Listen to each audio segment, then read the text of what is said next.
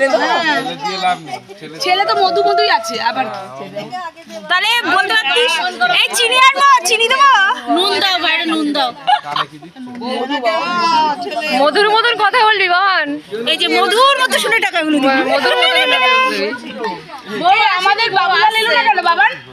এই বাবান, এই বাবান, বাবান, এই বাবান, বাবুলাল এলো না কেন এই সময়টা? আসছে আসছে আসছে তো এইগুলো তো হয়ে গেল। ওই তো